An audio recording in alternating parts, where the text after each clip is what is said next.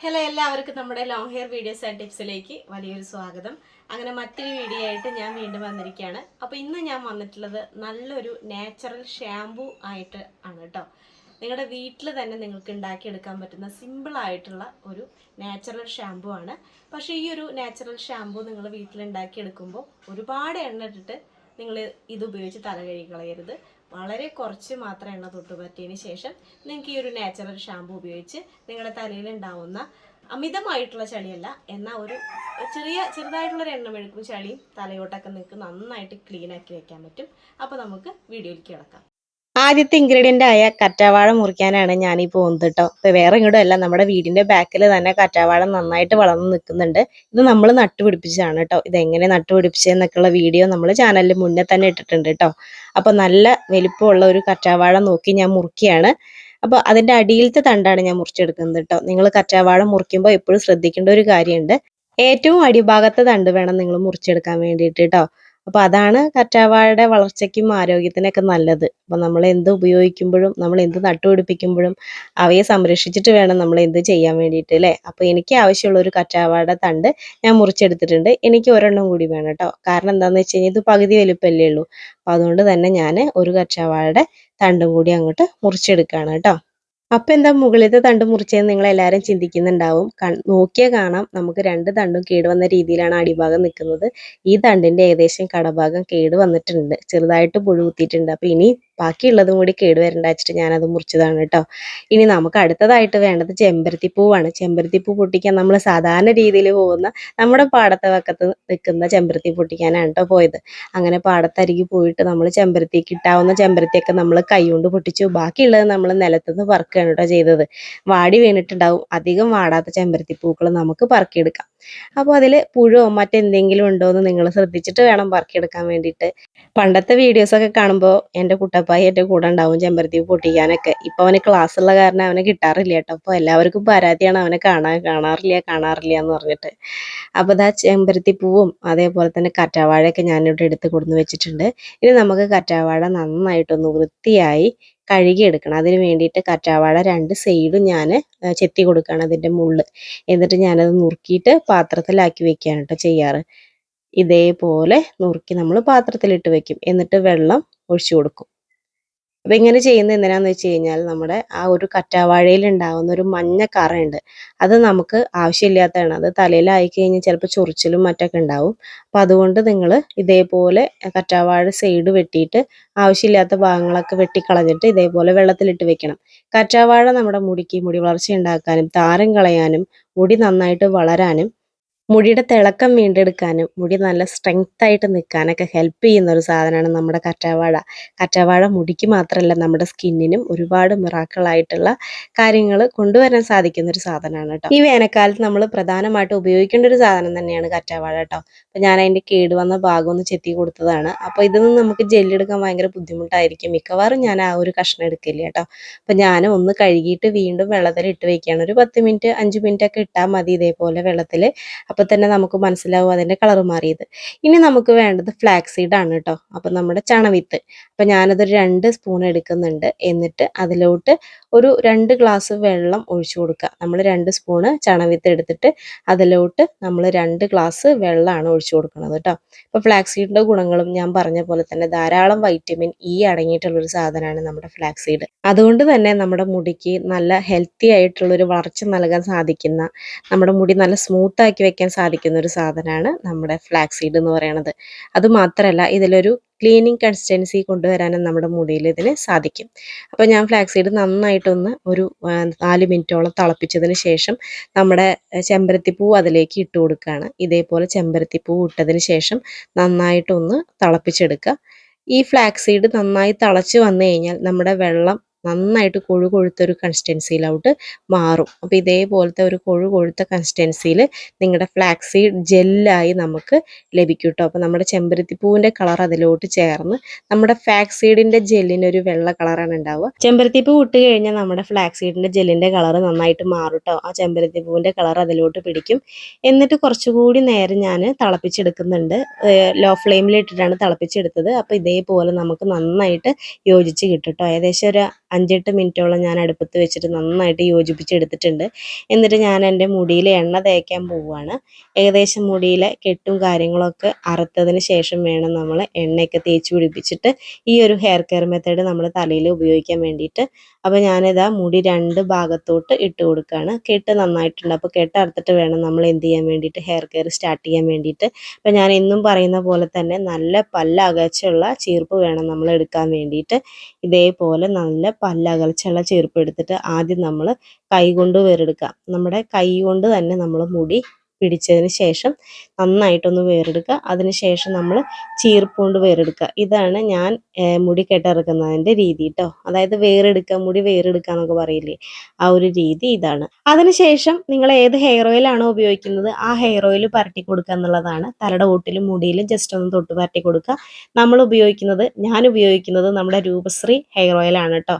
നമ്മുടെ തന്നെ hair oil ആയിട്ടുള്ള നിങ്ങളിൽ പലരും ഉപയോഗിച്ചുകൊണ്ടിരിക്കുന്ന പലർക്കും അടിപൊളി റിസൾട്ട് കിട്ടിക്കൊണ്ടിരിക്കുന്ന നമ്മുടെ രൂപശ്രീ ഹെയർ ഓയിൽ. ഞാനൊരു കാര്യം പറയാൻ കേട്ടോ, നമ്മുടെ രൂപശ്രീ ഹെയർ ഓയിൽ ആമസോണിൽ ഇപ്പോൾ അവൈലബിൾ ആണ്. അപ്പോൾ നിങ്ങൾക്ക് ആർക്കെങ്കിലും പെട്ടെന്ന് തന്നെ ഓർഡർ ചെയ്യണമെന്ന് ആഗ്രഹം ഉണ്ടെങ്കിൽ ആമസോണിൽ പോയിട്ട് ഓർഡർ ചെയ്താൽ മതി. ഒരുപാട് പേര് നമ്മളോട് ചോദിച്ചൊരു കാര്യമാണ് ആമസോണിൽ അവൈലബിൾ ആണോ എന്ന്. അപ്പോൾ ആ ഒരു കാര്യം കൂടി നിങ്ങളെ ഞാൻ അറിയിക്കുകയാണ് കേട്ടോ. അങ്ങനെ മുടറ തുമ്പത്തും തലയുടെ ഓട്ടിലൊക്കെ ഞാൻ എണ്ണ പതിയെ പതിയെ തൊട്ട് പരട്ടി കൊടുക്കുകയാണ്. ഞാൻ മുന്നേ പറഞ്ഞിട്ടുണ്ട്, ഒരു സിറം പോലെ വർക്ക് ചെയ്യുന്ന ഒരു ഹെയർ ഓയിലാണ് നമ്മുടെ രൂപശ്രീ ഹെയർ ഓയിൽ.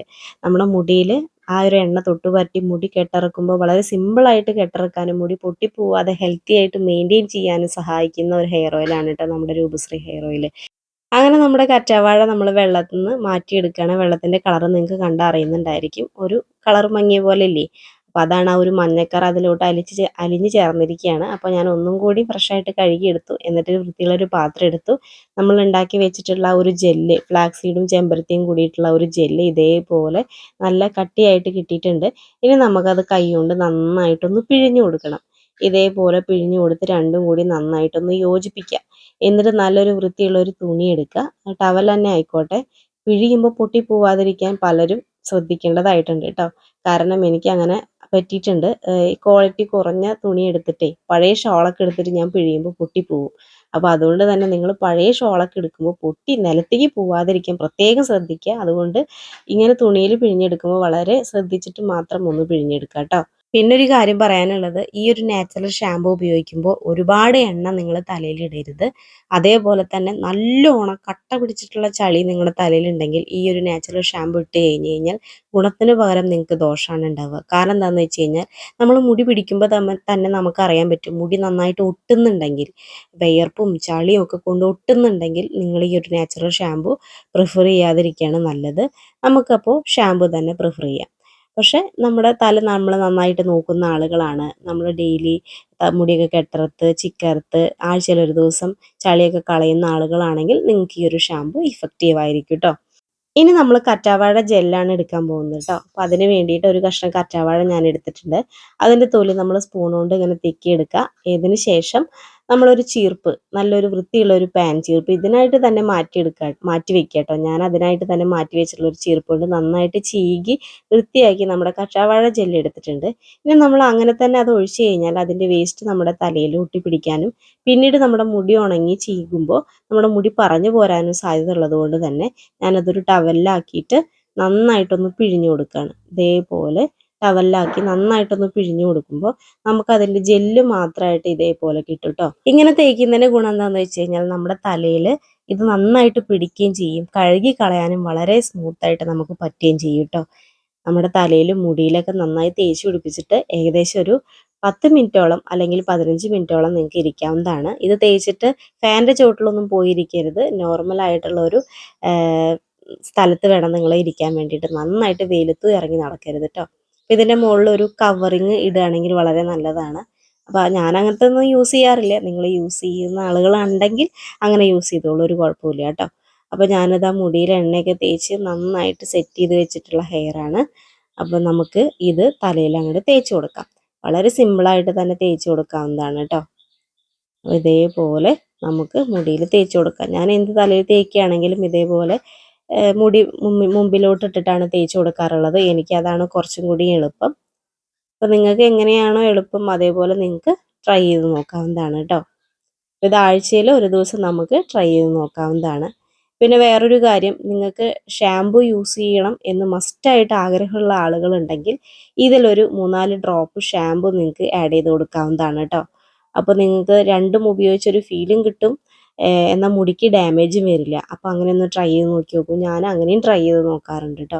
ഏതൊക്കെ സന്ദർഭങ്ങളിലാണെന്ന് ചോദിച്ചു കഴിഞ്ഞാൽ, നമ്മൾ പൂരപ്പറമ്പിലേക്ക് പോവുക, അല്ലെങ്കിൽ ഒരുപാട് തവണ ബൈക്കുമ്മേ യാത്ര ചെയ്യുന്ന ദിവസം, അപ്പോഴൊക്കെ നന്നായിട്ട് പൊടിയടിക്കുകയും ചളി പിടിക്കുകയൊക്കെ ചെയ്തു എന്ന് എനിക്ക് തോന്നുകയാണ്. എന്നാൽ ഞാൻ അന്ന് ഷാംപൂ ഇടേണ്ട ദിവസവും അല്ലെങ്കിൽ ഞാൻ ഇങ്ങനെയുള്ള ഹെയർ ടിപ്പുകൾ ചെയ്യാറുണ്ട്. അതായത് ഇതേപോലുള്ള നല്ല കൊഴുകൊഴുത്ത കൺസിസ്റ്റൻസി ഉള്ള ഒരു ഹെയർ പാക്ക് ഞാൻ തയ്യാറാക്കിയെടുക്കും. എന്നിട്ട് അതിൽ ഒരു 3-4 ഡ്രോപ്പ് ഷാംപൂ ആഡ് ചെയ്തിട്ട് ഇതേപോലെ തലയിൽ കഴുകി ഞാൻ വൃത്തിയാക്കി എടുക്കാറുണ്ട് കേട്ടോ. അപ്പോൾ അങ്ങനെ നിങ്ങൾക്ക് ചെയ്യാം എന്നാണ് ഞാൻ പറഞ്ഞു വന്നത്. അപ്പോൾ നമുക്ക് എന്തുണ്ടാവില്ല, മുടി ഡാമേജ് ആവില്ല, എന്നാൽ മുടിക്ക് വേണ്ടിയിട്ടുള്ള കാര്യങ്ങളൊക്കെ കിട്ടുകയും ചെയ്യും, നമ്മുടെ മുടി ഹെൽത്തി ആയിട്ടിരിക്കുകയും ചെയ്യും. അപ്പോൾ ആർക്കെങ്കിലും അങ്ങനെ ഒരു സങ്കടം ഉണ്ടെങ്കിൽ അങ്ങനെ ചെയ്യുക കേട്ടോ, ഒരു കുഴപ്പമില്ല. അപ്പോൾ ഞാനിത് തലയിലും മുടിയിലൊക്കെ നന്നായിട്ട് തേച്ച് പിടിപ്പിക്കുന്നുണ്ട്. പലപ്പോഴും എനിക്ക് മുടിയിലേക്കുള്ള എമൗണ്ട് കിട്ടാറില്ല. അപ്പോൾ ഞാൻ എന്താ ചെയ്യാറെന്ന് വെച്ച് കഴിഞ്ഞാൽ, കുളിക്കണ സമയത്ത് നന്നായിട്ട് അങ്ങോട്ട് തേച്ച് ഇറക്കും കേട്ടോ. അപ്പോൾ ഞാനിതാ മുടി കെട്ടി വെക്കുകയാണ്. ഇനി ഒരു 30 മിനിറ്റ് കഴിഞ്ഞിട്ട് നമുക്ക് കഴുകി കളയാം. ഇവിടെ നമ്മളൊരു ജ്യൂസിൻ്റെ റെസിപ്പി നിങ്ങൾക്ക് കാണിച്ചു തരുന്നുണ്ട്. അതിൽ നമ്മൾ പ്രധാനമായിട്ട് കറിവേപ്പിൻ്റെ ഇല, അതേപോലെ തന്നെ പുതിനയുടെ ഇല, പിന്നെ നമുക്ക് ചെറുനാരങ്ങ, ഇത് 3 നമുക്ക് ആവശ്യമുള്ളത്. നമുക്ക് അതിലേക്ക് വേണമെങ്കിൽ തേനോ അതേപോലെ തന്നെ പനങ്കൽക്കണ്ടോ അങ്ങനെയുള്ള എന്തെങ്കിലുമൊക്കെ ചേർത്ത് കഴിഞ്ഞാൽ നമുക്ക് മധുരത്തിൽ കഴിക്കാം. അതല്ലാന്നുണ്ടെങ്കിൽ ഇത് ഇങ്ങനെ തന്നെ കഴിക്കാം, വേണമെങ്കിൽ ഉപ്പ് ചേർത്ത് കഴിക്കാം, എങ്ങനെ വേണമെങ്കിൽ കഴിക്കാം. നമുക്കൊരു 21 ദിവസം നമ്മൾ ഈ ജ്യൂസ് കഴിച്ചാൽ, കണ്ടിന്യൂ ആയിട്ടല്ല, ഇടപെട്ട ദിവസങ്ങളൊക്കെ ആയിട്ട് കഴിച്ചു കഴിഞ്ഞാൽ എത്ര വലിയ മുടി കൊഴിച്ചിൽ, ഏത് രീതിയിലുള്ള മുടി കൊഴിച്ചിലാണെങ്കിലും നമുക്ക് പിടിച്ചു നിർത്താൻ പറ്റും. വളരെയധികം മുടി സംബന്ധമായിട്ടുള്ള പ്രശ്നങ്ങൾ ക്ലിയറാക്കാൻ സഹായിക്കുന്ന ഒരു സാധനമാണ് കറിവേപ്പില.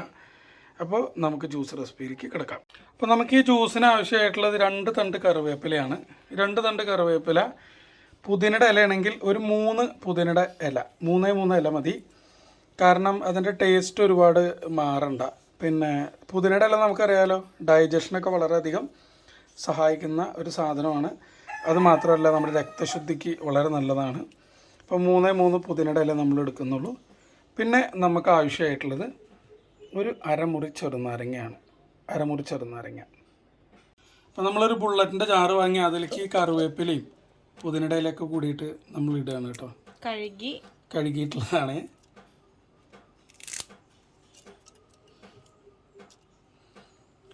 ഇതിലേക്ക് നമ്മൾ ചെറുനാരങ്ങയുടെ നീര് പിഴിയുക. ചെറുനാരങ്ങയുടെ നീര് പിഴിഞ്ഞു. ഇനി അതിലേക്ക് 1 ഗ്ലാസ് വെള്ളം ചേർക്കുക. നമ്മൾ മറ്റുള്ള ജ്യൂസറിലൊക്കെ നമുക്ക് അടിക്കുമ്പോൾ ഒരുപാട് ബുദ്ധിമുട്ടാണ്. അപ്പോൾ അതുകൊണ്ടാണ് നമ്മൾ ഇങ്ങനെ ചെയ്തത്.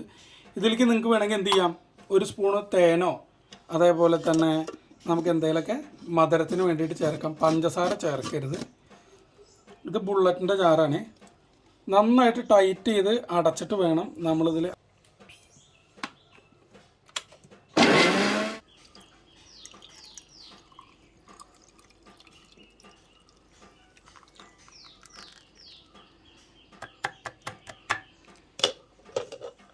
അപ്പോൾ ഞാൻ ജ്യൂസ് കുടിക്കാൻ പോവുകയാണ്.